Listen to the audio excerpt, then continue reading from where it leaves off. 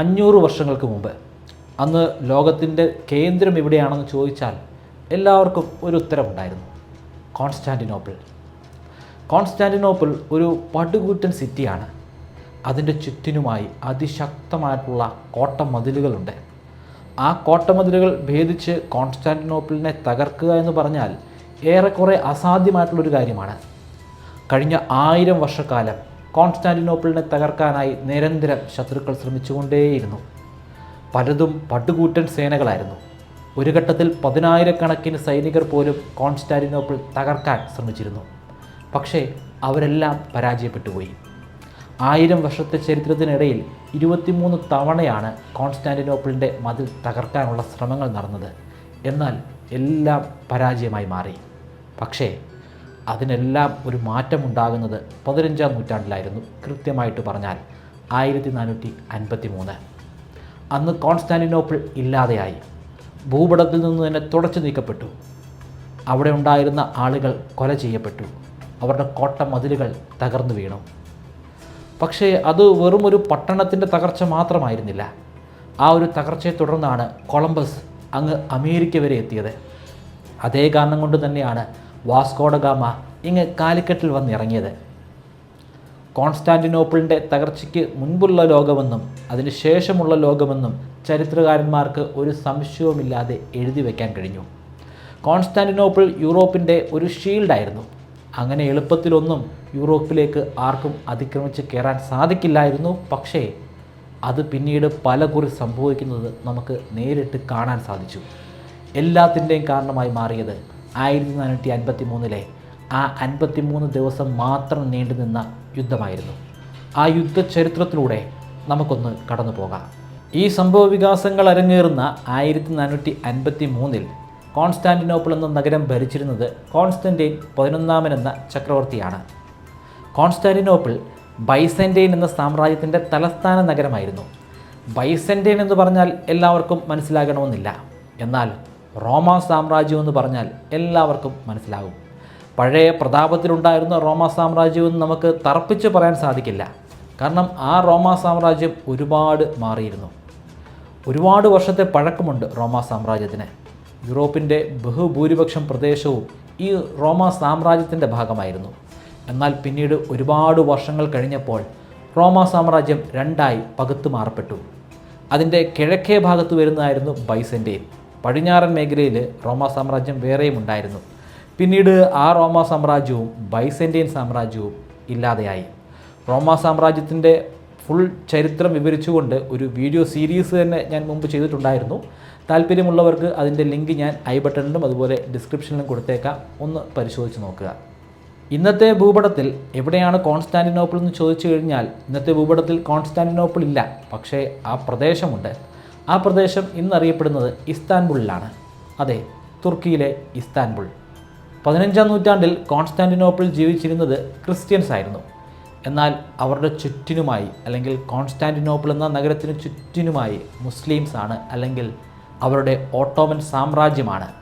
നിരന്തരമായി ഈ കോൺസ്റ്റാൻറ്റിനോപ്പിളിനെ വിഴുങ്ങാനായി അവർ ശ്രമിച്ചുകൊണ്ട് തന്നെയിരുന്നു. കോൺസ്റ്റാൻറ്റിനോപ്പിൾ ശരിക്കും ഭീതിയിലാണ്. അവർക്ക് അതിശക്തമായിട്ടുള്ള ഒരു സുരക്ഷാ കവചമുണ്ട്. തിയോഡേഷ്യൻ വാൾ എന്ന പേരിൽ അറിയപ്പെടുന്ന വലിയ കോട്ടമതിലുകൾ. ആ കോട്ടമതിലുകൾ ഭേദിച്ച് അകത്തേക്ക് കടക്കുന്നത് ഏറെക്കുറെ അസാധ്യമാണെന്ന് ഞാൻ പറഞ്ഞു. പക്ഷേ അകത്തേക്ക് കയറിക്കഴിഞ്ഞാൽ പിന്നെ കാര്യങ്ങൾ എളുപ്പമാണ്. കാരണം അവിടെ ആകെ 7000-ഓളം വരുന്ന ഒരു ചെറു സേന മാത്രമേ ഉള്ളൂ. തിയോഡേഷ്യൻ വാൾ വളരെ പ്രശസ്തമാണ്. അത് കുറേയധികം വർഷങ്ങളായി അവിടെ ഉണ്ട്. ഏകദേശം 6 കിലോമീറ്ററോളം വീതിയുള്ള ഒരു വലിയ പ്രദേശത്താണ് ഈ വാൾ സ്ഥിതി ചെയ്യുന്നത്. അതിന് 2 ലെയറുകളുണ്ട്. ഭംഗിയായി കട്ടകൾ അടുക്കി വെച്ചിട്ടുണ്ടാക്കിയിട്ടുള്ള 2 പടുകൂട്ടൻ ലെയറുകളിലുള്ള വാൾ. അതിൻ്റെ പല വശങ്ങളിലായി ഒരുപാട് ടവറുകളുണ്ട്. ആ ടവറുകളുടെ മുകളിൽ എല്ലായ്പ്പോഴും സൈനികരുമുണ്ട്. അവരുടെ കയ്യിൽ മൂർച്ചയേറിയ അമ്പും വില്ലുമുണ്ട്. അവരുടെ പരിസരത്തേക്ക് അടുക്കുന്ന ശത്രുക്കളെയൊക്കെ അവർ അനായാസമായി അമ്പ് ചെയ്ത് വീഴ്ത്തുമായിരുന്നു. ഈ കാലഘട്ടത്തിലെ ഓട്ടോമൻ സാമ്രാജ്യത്തിൻ്റെ സുൽത്താൻ മെഹമ്മദ് രണ്ടാമനാണ്. അദ്ദേഹത്തിന് വെറും 21 വയസ്സ് മാത്രമേ പ്രായമുള്ളൂ. പക്ഷേ വളരെ ചെറിയ പ്രായത്തിൽ തന്നെ അദ്ദേഹത്തിനൊരു ലക്ഷ്യമുണ്ടായിരുന്നു. ചെറിയ പ്രായത്തിൽ അദ്ദേഹം കുട്ടികൾ കളിക്കുന്നത് പോലുള്ള കളികളല്ല കളിച്ചുകൊണ്ടിരുന്നത്. ചെറിയ പ്രായത്തിൽ അദ്ദേഹം പ്ലാനുകൾ ഉണ്ടാക്കിക്കൊണ്ടിരിക്കുകയായിരുന്നു, ബ്ലൂ പ്രിൻ്റുകൾ ഉണ്ടാക്കിക്കൊണ്ടിരിക്കുകയായിരുന്നു. എങ്ങനെ കോൺസ്റ്റാന്റിനോപ്പിളിൻ്റെ മതിലുകൾ തകർക്കാം, എങ്ങനെ ആ പട്ടണത്തെ സ്വന്തമാക്കാം. ഒടുവിൽ അധികാരം കിട്ടിയപ്പോൾ അത് നടപ്പിലാക്കാനുള്ള ശ്രമത്തിലായിരുന്നു അദ്ദേഹം. മെഹമ്മദ് രണ്ടാമന് ഏകദേശം 1,00,000-ഓളം വരുന്ന സേനയുണ്ടായിരുന്നു. എതിരാളികൾക്ക് വെറും 7,000 സേന മാത്രമേ ഉള്ളൂ എന്ന് നിങ്ങൾ ഓർക്കണം. 1453 ഈ 1,00,000-ഓളം വരുന്ന വലിയ സേനയുമായി അദ്ദേഹം കോൺസ്റ്റാന്റിനോപ്പിൾ നഗരം ലക്ഷ്യം വെച്ച് യാത്ര തിരിച്ചു. ഒടുവിൽ അവർക്ക് ആ പടുകൂറ്റൻ മതിലിൻ്റെ തൊട്ട് മുൻപിൽ എത്തിച്ചേരാൻ സാധിച്ചു. അദ്ദേഹത്തിൻ്റെ പക്കൽ ഒരു രഹസ്യ ആയുധമുണ്ടായിരുന്നു. ആ കാലഘട്ടത്തിൽ വെറും ഇൻഫൻസിയിൽ മാത്രമുണ്ടായിരുന്ന ഗൺ പൗഡർ. ആ ഗൺ പൗഡർ ഉപയോഗിച്ച് അവർക്ക് ആ മതിൽ തകർക്കാൻ സാധിക്കുമോ? അതിനവരുടെ പക്കൽ ഒരുപാട് ക്യാനനുകൾ അല്ലെങ്കിൽ പീരങ്കികളുണ്ട്. എന്നാൽ ആ പീരങ്കികളെക്കാൾ മൂർച്ചയേറിയ, ലോകത്തിലെ തന്നെ ഏറ്റവും വലിയ പീരങ്കിയായ ബസീലിക്കയും അദ്ദേഹത്തിനോടൊപ്പമുണ്ട്. ആ കാലഘട്ടത്തിലെ ഗൺ പൗഡറുമായി ബന്ധപ്പെട്ട് ഗവേഷണങ്ങൾ നടത്തുന്ന, ക്യാനനുകൾ ഉണ്ടാക്കിയെടുക്കുന്ന ഒരു ലോകപ്രശസ്ത എഞ്ചിനീയർ ഉണ്ടായിരുന്നു. ഓർബൻ എന്നാണ് അദ്ദേഹത്തിൻ്റെ പേര്. ഓർബനാണ് ഈ അമൂല്യമായ ബസീലിക്ക ഡിസൈൻ ചെയ്തെടുത്തത്. ഏകദേശം 27 അടി നീളമുണ്ട് ബസീലിക്കയ്ക്ക്. അത് പറയുന്നത് പോലെ അത്ര എളുപ്പം കൊണ്ടുപോകാൻ സാധിക്കുന്ന ഒരു ആയുധമല്ല. അതിന് നല്ല ഭാരമുണ്ട്. 100 കണക്കിന് പടയാളികളും 60ഓളം കാളകളും ചേർന്നിട്ടാണ് ആ പടുകൂറ്റൻ ബസീലിക്ക അങ്ങ് കോൺസ്റ്റാന്റിനോപ്പിൾ നഗരത്തിൻ്റെ തൊട്ടരികിൽ കൊണ്ടുവച്ചത്. ഏപ്രിൽ 6-നാണ് ഈ യുദ്ധം ആരംഭിക്കുന്നത്. ആയിരക്കണക്കിന് കിലോഗ്രാം ഭാരമുള്ള വലിയ വലിയ കല്ലുകളാണ് ബസീലിക്ക തിയോഡോഷ്യൻ വാളിലേക്ക് തൊടുത്തുവിടുന്നത്. പക്ഷേ ഏറെക്കുറെ ആ പാറക്കല്ലുകളെയൊക്കെ ഡിഫെൻഡ് ചെയ്യാനുള്ള ശേഷി അന്ന് തിയോഡോഷ്യൻ വാളിനുണ്ടായിരുന്നു.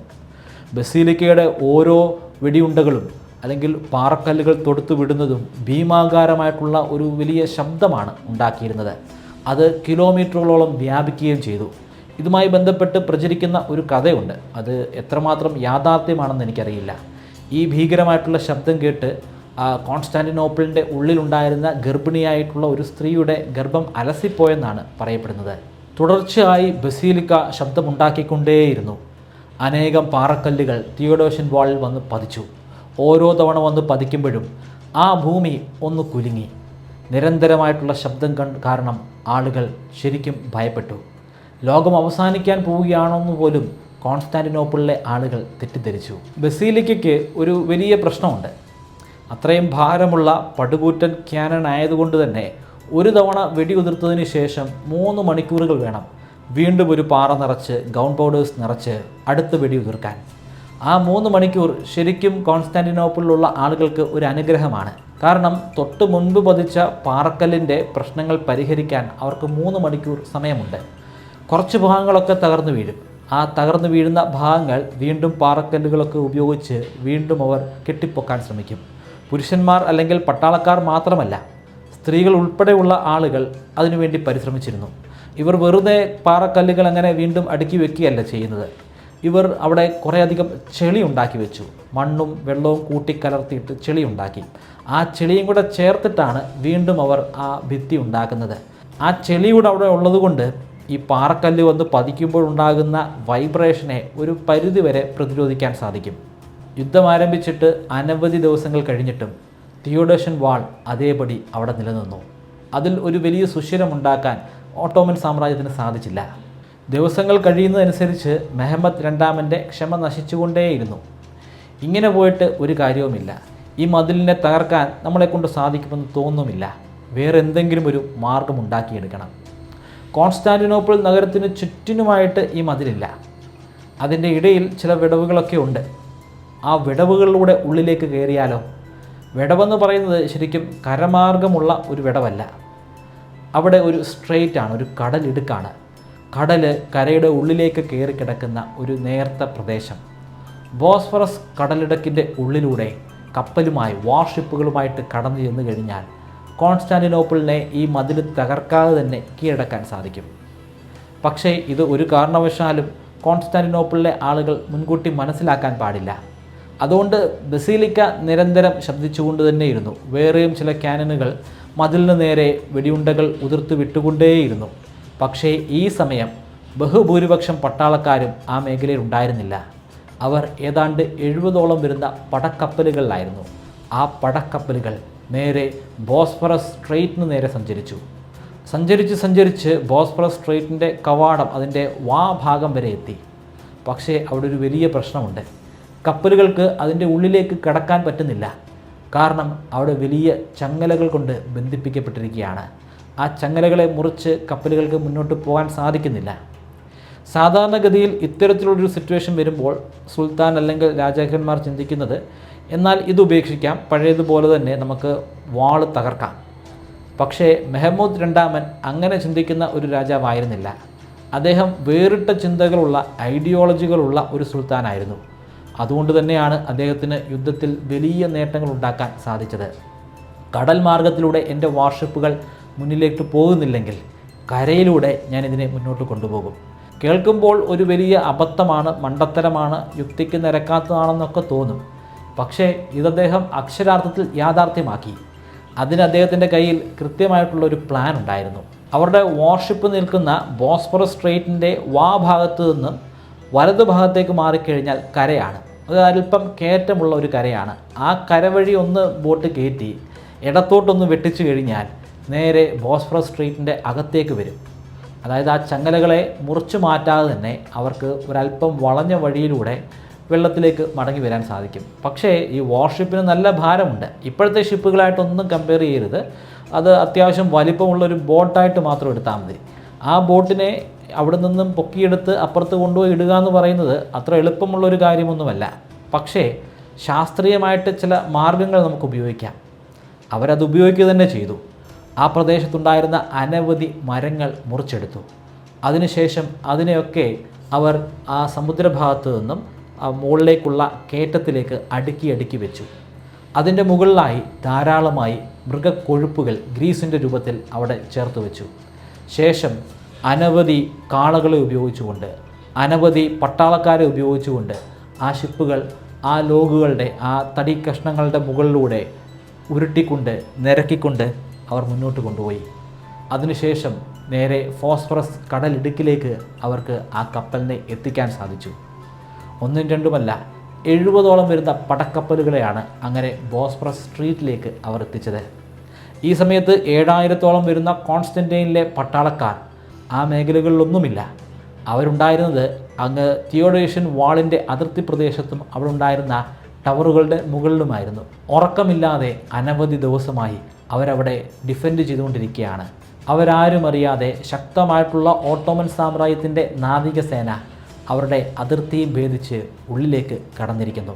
ഏപ്രിൽ 22-ാം തീയതി നേരം പുലർന്നപ്പോൾ ഓട്ടോമൻ സാമ്രാജ്യത്തിലെ 70ഓളം വരുന്ന പടക്കപ്പലുകൾ കോൺസ്റ്റന്റൈൻ നഗരത്തിൻ്റെ ഉള്ളിലുള്ള ഗോൾഡ് ഹോൺ ഹാർബറിലെത്തിയിരുന്നു.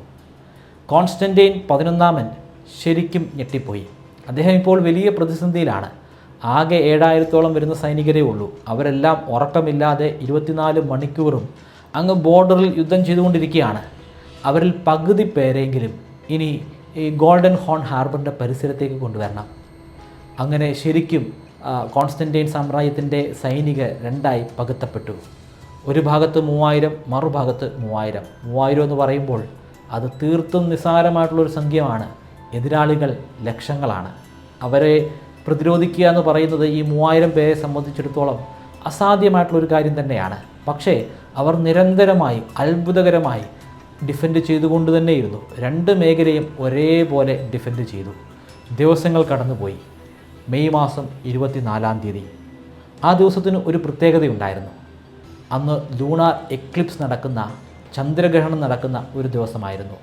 പൂർണ്ണമായ ചന്ദ്രഗ്രഹണം നടന്നു കഴിഞ്ഞാൽ അവിടെ നമുക്ക് ചന്ദ്രനെ കാണാൻ കഴിയും. എന്നാൽ സാധാരണ നിറത്തിലുള്ള ചന്ദ്രനായിരിക്കില്ല, രക്തനിറത്തിലുള്ള ഒരു ചന്ദ്രനായിരിക്കും. ആ കാലഘട്ടത്തിലെ ശാസ്ത്രം അത് കാര്യമായിട്ടൊന്നും വളർന്നിട്ടുണ്ടായിരുന്നില്ല. അതുകൊണ്ട് തന്നെ അവിടെയുള്ള ആളുകൾക്ക് ഈ ചന്ദ്രഗ്രഹണം എന്താണെന്ന്, എങ്ങനെയാണെന്ന് മനസ്സിലാക്കാൻ സാധിച്ചിരുന്നില്ല. അവർ തെറ്റിദ്ധരിച്ചു. അവർ ധരിച്ചു ലോകം അവസാനിക്കാൻ പോവുകയാണെന്ന്, അല്ലെങ്കിൽ കോൺസ്റ്റാന്റിനോപ്പിൾ എന്ന നഗരം അവസാനിക്കാൻ പോവുകയാണ്. അതിൻ്റെ ഒരു സൂചനയാണ് ഈ ചുവന്ന ചന്ദ്രൻ. അതിൻ്റെ തൊട്ടടുത്ത ദിവസവും കുറച്ചുകൂടെ വിചിത്രമായിട്ടുള്ള ഒരു സംഭവം നടന്നു. പതിവില്ലാതെ കോൺസ്റ്റാന്റിനോപ്പിൾ നഗരം മുഴുവനും മഞ്ഞുകൊണ്ട് മൂടി. അങ്ങനെ മൂടൽ മഞ്ഞുകൊണ്ട് മൂടുന്ന അവസ്ഥ ഉണ്ടായിട്ടുണ്ട്. പക്ഷേ ആ സമയത്ത് മെയ് മാസങ്ങളിൽ അങ്ങനെ മൂടൽ മഞ്ഞുകൊണ്ട് മൂടാറില്ല. പക്ഷേ മൂടൽമഞ്ഞുകൊണ്ട് മൂടപ്പെട്ടു എന്ന് മാത്രമല്ല, ദൂരെയുള്ള പ്രദേശങ്ങളെ കാണാൻ സാധിക്കാത്തൊരവസ്ഥയായി. കയ്യെത്തിപ്പിടിക്കാൻ പറ്റുന്ന പ്രദേശങ്ങൾ മാത്രമാണ് ഓരോ വ്യക്തികൾക്കും കാണാൻ കഴിയുന്നത്. അന്ന് പകൽ മുഴുവനും ഇതുതന്നെയായിരുന്നു അവസ്ഥ. രാത്രിയായപ്പോൾ കുറച്ചുകൂടെ വിചിത്രമായിട്ടുള്ള ഒരു പ്രതിഭാസം അവർ കണ്ടു. അങ്ങ് മലമുകളിലുള്ള ഹാജിയ സോഫിയ പള്ളിയിൽ ഒരു ചുവന്ന പ്രകാശം. അവിടെ അങ്ങനെ ഒരു പ്രകാശം വരാനുള്ള ഒരു കാരണവുമില്ല. പക്ഷേ ഒരു പ്രകാശം വന്നിരിക്കുന്നു. അതും ഒരു സൂചനയായിട്ട് തന്നെ കോൺസ്റ്റാന്റിനോപ്പിളിലെ ആളുകളെടുത്തു. അതൊരു ശുഭസൂചനയല്ല. കോൺസ്റ്റാന്റിനോപ്പിൾ തകരാൻ പോകുന്നു എന്നതിൻ്റെ ഒരു സൂചനയായി, ഒരു ദുർനിമിത്തമായി ദൈവം അവർക്ക് കാണിച്ചു തന്നതാണ്. ഹാജിയ സോഫിയ വളരെ പ്രശസ്തമായിട്ടുള്ള ഒരു പടുകൂറ്റൻ പള്ളിയാണ്. ആ കാലഘട്ടത്തിൽ ക്രിസ്ത്യൻസ് ആയിരുന്നു അവിടെ ആരാധന നടത്തിയിരുന്നത്. കാരണം ആ പ്രദേശം അന്ന് ഭരിച്ചിരുന്നത് ക്രിസ്ത്യാനികളാണല്ലോ. അന്ന് ആ പള്ളിയുടെ മുകളിൽ നടന്നത് ഒരു ദൈവവിളിയോ അല്ലെങ്കിൽ ദൈവത്തിൻ്റെ ഒരു സൂചനയോ ഒന്നുമായിരുന്നില്ല. അത് തികച്ചും ശാസ്ത്രീയമായിട്ടുള്ള ഒരു പ്രതിഭാസം മാത്രമായിരുന്നു. സെൻറ്റ് എൽമോസ് ഫയർ എന്നാണ് അതറിയപ്പെടുന്നത്. നല്ല ചുഴലിക്കാറ്റൊക്കെയുള്ള വളരെ മോശമായിട്ടുള്ളൊരു കാലാവസ്ഥ സാഹചര്യത്തിലുണ്ടാകുന്ന വൈദ്യുതിയുടെ ഒരു പ്രവാഹമാണ് ചുവന്ന നിറത്തിൽ അവിടെ അന്ന് കണ്ടത്. പക്ഷേ കോൺസ്റ്റാന്റിനോപ്പിളിലുള്ള ആളുകൾ കരുതിയിരുന്നത് ദൈവം അവരോട് യാത്ര പറഞ്ഞു പോവുകയാണെന്നാണ്.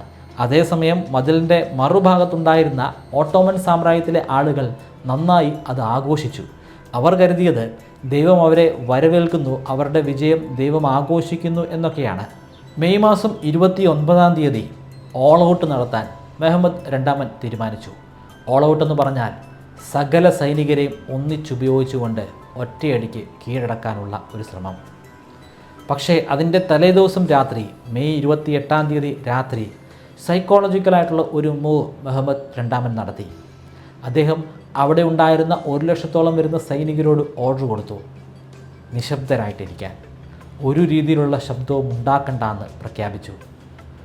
അവിടെയുള്ള ക്യാനനുകളൊക്കെ പ്രവർത്തനരഹിതമായി. കഴിഞ്ഞ 50 ദിവസമായി അവിടെ കോലാഹലങ്ങൾ മാത്രമേ ഉണ്ടായിരുന്നുള്ളൂ. നിരന്തരമായിട്ടുള്ള വെടിവെപ്പുകൾ മാത്രമായിരുന്നു. അവിടെ ഭൂമിയെ ശരിക്കും 50 ദിവസവും കുലുങ്ങിക്കൊണ്ടിരിക്കുകയായിരുന്നു. എന്നാൽ എല്ലാം ശാന്തമായി. ആ കോട്ട കവാടത്തിൻ്റെ ഉള്ളിലുണ്ടായിരുന്ന ആളുകളുടെ അവസ്ഥ നിങ്ങളൊന്ന് ചിന്തിച്ച് നോക്കണം. എപ്പോൾ വേണമെങ്കിലും തോറ്റുപോകുമെന്ന് അറിയാവുന്ന ആ സാഹചര്യത്തിൽ പെട്ടെന്നെല്ലാം ശാന്തമാകുന്നു ഒരു രാത്രിയിൽ. അതിന് തൊട്ട് മുൻപുണ്ടായിരുന്ന 50 ദിവസങ്ങളും അവിടെ ബഹളങ്ങൾ മാത്രമായിരുന്നു. ആ നിശബ്ദത അവരെ ശരിക്കും വേട്ടയാടി. പലരും അന്ന് പൊട്ടിക്കരഞ്ഞു. പരസ്പരം ശത്രുക്കളായിട്ടുണ്ടായിരുന്ന അനവധി ആളുകൾ പരസ്പരം കെട്ടിപ്പിടിച്ച് മാപ്പ് പറഞ്ഞു. കോൺസ്റ്റന്റൈൻ 11-ാമനും ഒരുപാട് കുറ്റങ്ങൾ ഏറ്റുപറയാനുള്ള ഒരു അവസരം കൂടിയായിരുന്നു ആ രാത്രി. അദ്ദേഹത്തിൻ്റെ പല കമാൻഡേഴ്സിനെയും വിളിച്ചു വരുത്തി. അവരോടെല്ലാം മാപ്പ് പറഞ്ഞു. എൻ്റെ ജോലിയുടെ ഭാഗമായിട്ട് ഞാൻ നിങ്ങളോട് എന്തെങ്കിലും മോശമായി പെരുമാറിയിട്ടുണ്ടെങ്കിൽ എന്നോട് ക്ഷമിക്കുക. അന്ന് രാത്രിയിൽ ഹാജിയ സോഫിയ പള്ളിയിൽ വിശ്വാസികൾ ഒത്തുകൂടി. വിശ്വാസികൾക്കിടയിൽ കാലങ്ങളായിട്ടുണ്ടായിരുന്ന തർക്കങ്ങളുണ്ട്. ഒരു ഭാഗത്ത് ഓർത്തഡോക്സ് വിഭാഗം, മറുഭാഗത്ത് കാത്തലിക്സ്. ഇവർ രണ്ടുപേർക്കും പരസ്പരം കണ്ടുകൂടാ. പക്ഷേ രണ്ടു കൂട്ടരും ഒരേപോലെ അന്ന് ആ പള്ളിയിലുണ്ടായിരുന്നു. ഒരു ഭാഗത്ത് ഓർത്തഡോക്സുകാർ, മറുഭാഗത്ത് കാത്തലിക്സ്. അവരൊന്നിച്ച് പ്രാർത്ഥിച്ചു, ശാന്തമായി. പലരും വിങ്ങിപ്പൊട്ടി കരയുന്നുണ്ടായിരുന്നു. പ്രാർത്ഥനയ്ക്കൊക്കെ ശേഷം അവർ പരസ്പരം സ്നേഹത്തോടുകൂടി വെളിയിലേക്ക് ഇറങ്ങി നിന്നു. നേരെ ഇറങ്ങി നിൽക്കുന്നത് ആ വലിയ കവാടത്തിൻ്റെ മുൻപിലാണ്. ആ രാത്രി മുഴുവനും അവർ ഉറങ്ങാതെ ആ കവാടവും നോക്കി അങ്ങനെ അങ്ങ് നിന്നു. സമയം കടന്നുപോയി. വെളുപ്പിന് 1:30 മെഹമ്മദ് രണ്ടാമൻ്റെ ഭാഗത്തു നിന്നും ഉത്തരവ് പുറപ്പെട്ടു, ആക്രമിക്കുക. ആദ്യം തന്നെ എല്ലാവരെയും ഒന്നിച്ചെന്ന് വിടുകയല്ല. അദ്ദേഹം പല വേവുകളായിട്ടാണ് സൈനികരെ വിന്യസിക്കുന്നത്. ആദ്യം അദ്ദേഹം അയക്കുന്നത് ഇറഗുലറായിട്ടുള്ള പട്ടാളക്കാരെയാണ്. അതായത് ഈ യുദ്ധത്തിന് വേണ്ടി പ്രത്യേകമായി റിക്രൂട്ട് ചെയ്തിട്ടുള്ള, വലിയ പരിശീലനം കിട്ടിയിട്ടില്ലാത്ത പട്ടാളക്കാരെ ആദ്യം അയച്ചു. ടവറിൻ്റെ മുകളിൽ ഒരുപാട് ഡിഫൻഡേഴ്സ് ഉണ്ടായിരുന്നു. അവരവരെ ഡിഫെൻഡ് ചെയ്യാൻ ശ്രമിച്ചു. പിന്നെയും ആക്രമണം ഉണ്ടായി. കുറച്ച് സമയം കൂടെ കഴിഞ്ഞപ്പോൾ കുറച്ചുകൂടെ ശക്തരായിട്ടുള്ള ഇൻഫൻട്രി, കാലാൾപ്പടയാണ് അങ്ങോട്ട് അയക്കുന്നത്. അല്പസമയം കൂടി കഴിഞ്ഞപ്പോൾ സൂര്യൻ ഉദിച്ചു. ഇപ്പോൾ എല്ലാവർക്കും പരിസര പ്രദേശങ്ങൾ കാണാം. മെഹമ്മദ് രണ്ടാമൻ സൂക്ഷ്മതയോടുകൂടി ആ വാളിൻ്റെ വിവിധ ഭാഗങ്ങളിലേക്ക് നോക്കി. കൂട്ടത്തിൽ ഏറ്റവും വീക്കായിട്ടുള്ള മേഖല ഏതാണെന്ന് മനസ്സിലാക്കി. അതിനുശേഷം അദ്ദേഹത്തിൻ്റെ വജ്രായുധം പ്രയോഗിച്ചു. ബസീലിക്കയല്ല, മനുഷ്യരാകുന്ന ഒരു വജ്രായുധം അദ്ദേഹത്തിൻ്റെ പക്കൽ വേറെയും ഉണ്ടായിരുന്നു. അത് ജനീസാരിസ് എന്ന പേരിൽ അറിയപ്പെടുന്ന വിദഗ്ധരായിട്ടുള്ള യുദ്ധപ്പട്ടാളക്കാരാണ്. അവർ നേരെ ആ വീക്കസ്റ്റ് ആയിട്ടുള്ള പോയിന്റിലേക്ക് കടന്നാക്രമിച്ചു. ശക്തമായിട്ടുള്ള ഓൾ ഔട്ട് അങ്ങനെ നടപ്പിലാക്കി. എങ്കിൽ പോലും എണ്ണത്തിൽ വളരെ കുറവായിരുന്ന കോൺസ്റ്റാന്റിനോപ്പിളിലെ പട്ടാളക്കാർ അവരെ ഡിഫെൻഡ് ചെയ്ത് നിർത്തി. പിന്നീട് ഒരേ സമയം 2 ഡിസാസ്റ്റേഴ്സ് അവിടെ നടന്നു. ഒന്ന്, കോൺസ്റ്റാന്റിനോപ്പിൾ നഗരത്തിലെ വിശ്വസ്തനായിട്ടുള്ള അവരുടെ കമാൻഡർ ജിയോവാണി ഗുസ്റ്റിനോനി, അദ്ദേഹത്തിൻ്റെ ദേഹത്ത് ഒരു വെടിയുണ്ട തുളച്ചു കയറി. അദ്ദേഹം മരണമടഞ്ഞു. ഏതാണ്ട് അതേ സമയം തന്നെ തിയോഡോഷ്യൻ വാളിലുള്ള ഒരു ചെറിയ ഗേറ്റ്, കെർക്കോപോർട്ട ഗേറ്റ്, അത് ആക്സിഡൻ്റലി എങ്ങനെയോ തുറക്കപ്പെട്ടു. അതിലൂടെ 50ഓളം വരുന്ന ഓട്ടോമൻ സാമ്രാജ്യത്തിലെ പട്ടാളക്കാർ ഇരച്ചു കയറി. അവർ നേരെ ആ കവാടത്തിൻ്റെ, ആ ഫോർട്ടിൻ്റെ ഏറ്റവും മുകളിലെത്തി. അവിടെ നിന്നുകൊണ്ട് അവർ ഓട്ടോമൻ സാമ്രാജ്യത്തിൻ്റെ പതാക ഉയർത്തിപ്പിടിച്ചു. അത് കണ്ടതോടുകൂടി കോൺസ്റ്റന്റൈൻ 11 ഒരു കാര്യം വ്യക്തമായി. ഇനി കോൺസ്റ്റാന്റിനോപ്പിൾ ഇല്ല. ഈ നഗരം എന്നേക്കുമായി ഇല്ലാതെയാകാൻ പോകുന്നു. റോമൻ സാമ്രാജ്യം ഇനി ചരിത്രത്തിൻ്റെ ഭാഗം മാത്രമാകും. ഭൂപടത്തിൽ നിന്ന് തന്നെ ഈ പ്രദേശം തുടച്ചു നീക്കപ്പെടാൻ പോകുന്നു. സാധാരണഗതിയിൽ ഇത്തരത്തിലുള്ളൊരു സിറ്റുവേഷൻ വരുമ്പോൾ രാജാക്കന്മാർ പലായനം ചെയ്യുകയാണ് ചെയ്യുന്നത്. കോൺസ്റ്റാന്റിനോപ്പിളിലെ ആ ചക്രവർത്തിക്കും അങ്ങനെ തന്നെ ചെയ്യാമായിരുന്നു. അദ്ദേഹത്തിന് യൂറോപ്പിലേക്ക് ഓടി രക്ഷപ്പെടാമായിരുന്നു. പക്ഷേ അദ്ദേഹം അങ്ങനെ രക്ഷപ്പെടാൻ കൂട്ടാക്കിയില്ല. അദ്ദേഹം വാളുമെടുത്ത് ഓടി വരുന്ന ഓട്ടോമൻ സാമ്രാജ്യത്തിലെ അനേകം പട്ടാളക്കാർക്ക് നേരെ ഓടിയെടുത്തു. പിന്നീട് അദ്ദേഹത്തിൻ്റെ ശവശരീരം പോലും കണ്ടെടുക്കാൻ സാധിച്ചില്ല.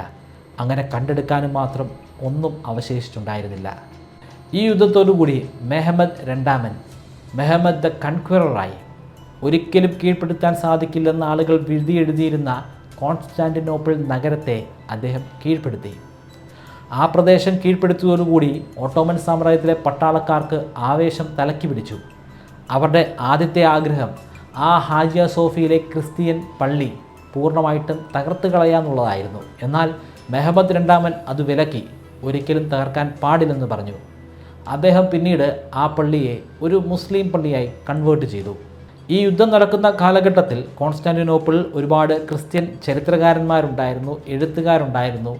അവരൊന്നും പിന്നീട് അവിടെ നിന്നില്ല.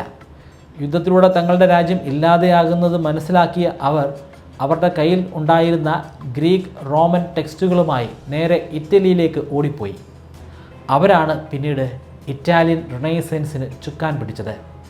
കോൺസ്റ്റാന്റിനോപ്പിൾ ഒരു ബ്രെയിൻ ഡ്രെയിൻ നടന്നു. അവിടെ ഉണ്ടായിരുന്ന ബുദ്ധിമാന്മാരായിട്ടുള്ള ആളുകൾ, എഴുത്തുകാർ, അവർ ഇറ്റലിയിലേക്ക് കുടിയേറി ഇറ്റലിയുടെ ഭാഗമായി മാറി. കോൺസ്റ്റാന്റിനോപ്പിൾ നഗരം യൂറോപ്പിൻ്റെയും ഏഷ്യയുടെയും ഒരു ഗേറ്റ് വേ ആയിരുന്നു. മെഹമ്മദ് രണ്ടാമൻ്റെ കയ്യിൽ, അല്ലെങ്കിൽ ഓട്ടോമൻ സാമ്രാജ്യത്തിൻ്റെ കയ്യിൽ ഈ പ്രദേശം വന്നതോടുകൂടി ആ ഗേറ്റ് വേ അങ്ങ് അടഞ്ഞു. ഇതിനു മുൻപ് സിൽക്ക് റൂട്ട് ഉണ്ടായിരുന്നു. ചൈനയിൽ നിന്ന് പുറപ്പെട്ട് വിവിധ വാണിജ്യ കേന്ദ്രങ്ങളിലൂടെ സഞ്ചരിച്ച് യൂറോപ്പിൽ എത്തിച്ചേരുന്ന ഒരു ട്രേഡ് റൂട്ട്. ആ ട്രേഡ് റൂട്ട് തന്നെ പഴങ്കഥയായി. യൂറോപ്യൻസിന് ഇന്ത്യയുമായിട്ടും ചൈനയുമായിട്ടും വ്യാപാര ബന്ധത്തിൽ ഏർപ്പെടാൻ സാധിക്കാത്തൊരവസ്ഥയുണ്ടായി. പക്ഷേ യൂറോപ്പിന് അങ്ങനെ ഒരു ട്രേഡ് ആവശ്യമായിരുന്നു. ചൈനയുമായിട്ടും ഇന്ത്യയുമായിട്ടും അവർക്ക് ട്രേഡ് വേണം. അതിനുവേണ്ടി അവർ ഡെസ്പറേറ്റായി കടൽ മാർഗത്തിലൂടെ ഇന്ത്യയിലേക്ക് എത്താൻ നിരന്തരം ശ്രമിച്ചുകൊണ്ടിരുന്നു. അതിൻ്റെ ഭാഗമായിട്ടാണ് ഒരു പരിവേഷകനായ ക്രിസ്റ്റഫർ കൊളംബസ് ഇന്ത്യയെ അന്വേഷിച്ച്, ഇന്ത്യയിലേക്കുള്ള സീ റൂട്ട് അന്വേഷിച്ചുകൊണ്ട് പടിഞ്ഞാറ് മേഖലയിലേക്ക് കപ്പലുമായി യാത്ര പുറപ്പെട്ടത്. ഒടുവിൽ അദ്ദേഹം എത്തിച്ചേർന്നത് ഇന്ത്യയിലാണെന്നാണ് അദ്ദേഹം തെറ്റിദ്ധരിച്ചത്. പക്ഷേ അത് ഇന്ത്യയിലായിരുന്നില്ല, അമേരിക്കയിലായിരുന്നു. പിന്നീട് അമേരിക്കൻ ഭൂഖണ്ഡത്തിൻ്റെ തന്നെ ചരിത്രം മാറിമറിഞ്ഞു. അമേരിക്കയുടെ ചരിത്രം എങ്ങനെയാണ് മാറിമറിഞ്ഞത്, ക്രിസ്റ്റഫർ കൊളംബസ് വന്നതിന് ശേഷം എന്തൊക്കെ സംഭവ വികാസങ്ങളാണ് അവിടെ അരങ്ങേറിയത്, ഈ കാര്യങ്ങളൊക്കെ വിശദീകരിച്ചുകൊണ്ട് അമേരിക്കയുടെ ചരിത്രം ഡീറ്റെയിലായി ഒരു സീരീസായിട്ട് ഞാൻ മുൻപ് ചെയ്തിട്ടുണ്ട്. താല്പര്യമുള്ളവർക്ക് അതിൻ്റെ ലിങ്ക് ഞാൻ ഐ ബട്ടണിൽ കൊടുത്തേക്കാം, ഒന്ന് പരിശോധിച്ച് നോക്കുക. ക്രിസ്റ്റഫർ കൊളംബസ് മാത്രമല്ല ഇങ്ങനെ പരിവേഷകനായിട്ട് പോയത്. പോർച്ചുഗീസിൽ നിന്നൊരു സംഘം പോയിരുന്നു. ആ ഒരു സംഘമാണ് പിന്നീട് നമ്മുടെ കേരളത്തിൽ കാലിക്കറ്റിൽ എത്തിച്ചേർന്നത്. ശരിക്കും ചരിത്രം തന്നെ മാറ്റിമറിയുകയായിരുന്നു, അല്ലെങ്കിൽ ലോകം തന്നെ മാറിമറിയുകയായിരുന്നു. ഈ ഒരൊറ്റ യുദ്ധത്തോടുകൂടി, 53 ദിവസം നീണ്ട യുദ്ധത്തോടുകൂടി ലോകം അടിമുടി മാറി, രണ്ടായി പകുത്തപ്പെട്ടു. അന്ന് മെഹമ്മദ് രണ്ടാമന് കോൺസ്റ്റാന്റിനോപ്പിൾ നഗരം കീഴടക്കാൻ സാധിച്ചില്ലായിരുന്നെങ്കിൽ ഒരുപക്ഷെ അമേരിക്ക ഇന്ന് കാണുന്ന രൂപത്തിൽ അവിടെ ഉണ്ടായിരിക്കില്ലായിരുന്നു. നമ്മുടെ ഇന്ത്യയുടെ ചരിത്രം പോലും മാറി മറിഞ്ഞേനെ. അതായത് ഇന്ന് കാണുന്ന ലോകം അങ്ങനെ ആയിരിക്കില്ലായിരുന്നു. അങ്ങനെ ആയത്, അല്ലെങ്കിൽ ഇന്ന് കാണുന്ന ലോകം ഈ രൂപത്തിലാകാനുള്ള ഒരു പ്രധാനപ്പെട്ട കാരണം ആ 53 ദിവസമായിരുന്നു. ആ 53 ദിവസങ്ങൾ നീണ്ട യുദ്ധമായിരുന്നു. നിങ്ങൾക്ക് ഞാനൊരു 25 മെമ്മറി ട്രിക്കുകൾ പറഞ്ഞുതരാം. ആ മെമ്മറി ട്രിക്കുകൾ ഉപയോഗിച്ച് എത്ര കടുകട്ടിയായിട്ടുള്ള വിഷയങ്ങളും വളരെ ഈസി ആയിട്ട് പഠിക്കാനും ദീർഘനാളത്തേക്ക് നിങ്ങളുടെ ഓർമ്മശക്തിയിൽ സൂക്ഷിച്ചു വയ്ക്കാനും സാധിക്കും. ഈ 25 മെമ്മറി ട്രിക്കുകൾ ഒരു കോഴ്സിൻ്റെ രൂപത്തിൽ ബ്രൈറ്റ് കേരളൈറ്റിൻ്റെ വെബ്സൈറ്റിലും അതുപോലെ മൊബൈൽ ആപ്ലിക്കേഷനിലും ഇപ്പോൾ ലഭ്യമാണ്. 3000 രൂപയാണ് ഈ കോഴ്സിൻ്റെ റേറ്റ്. എന്നാൽ നിങ്ങൾ ഇപ്പോൾ രജിസ്റ്റർ ചെയ്യുകയാണെങ്കിൽ 20% ഡിസ്കൗണ്ട് ലഭിക്കുന്നതാണ്. അതിനുവേണ്ടി സ്ക്രീനിൽ കാണുന്നത് പോലെ മെമ്മറി 20 എന്ന പ്രൊമോ കോഡ് ഉപയോഗിക്കുക. ഡിസ്ക്രിപ്ഷനിലും ഫസ്റ്റ് കമൻറ്റിലും ഞാൻ ലിങ്ക് കൊടുക്കുന്നുണ്ട്. താല്പര്യമുള്ളവർ ഇപ്പോൾ തന്നെ രജിസ്റ്റർ ചെയ്യുക.